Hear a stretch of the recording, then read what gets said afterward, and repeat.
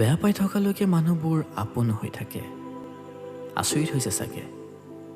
এটা কথা মন কৰিবচোন, যেতিয়ালৈকে আপুনি কাৰোবাক বেয়া পাব পাৰে বা বেয়া পাইছোঁ বুলি ক'ব পাৰে, তেতিয়ালৈকে সেই ব্যক্তিজন আপোনাৰ ওচৰৰ হৈ থাকে। তেওঁক আপুনি বেয়া পাইছে কাৰণ তেওঁৰ পৰা আপুনি কিবা অন্য এটা আশা কৰিছিল।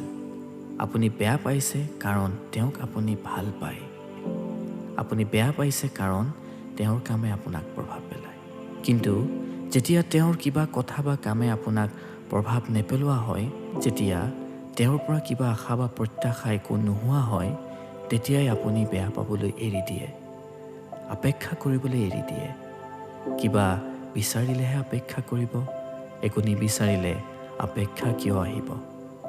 আৰু এনেকৈ সেই ব্যক্তিজন আপোনাৰ বাবে লাহে লাহে অচিনাকি হৈ পৰে, যিটো আপোনালোকে এজনেও উপলব্ধি নকৰে। যেতিয়া কৰে, তেতিয়ালৈ হয়তো জোৰা দিব পৰা অৱস্থাত সেই সম্পৰ্কটো নাথাকে।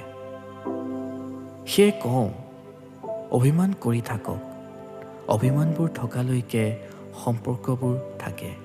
যেতিয়া অভিমান নোহোৱা হৈ মাত্ৰ এৰা ধৰাহে বাকী ৰয়, তেনে সম্পৰ্ক শেষ হ'বলৈ বেছি সময় নালাগে।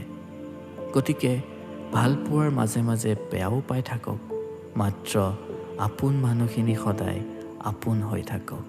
তোমাক বেয়া পাইছোঁ বুলি ক'ব পৰাকৈ মানুহবোৰ কাষত থাকক।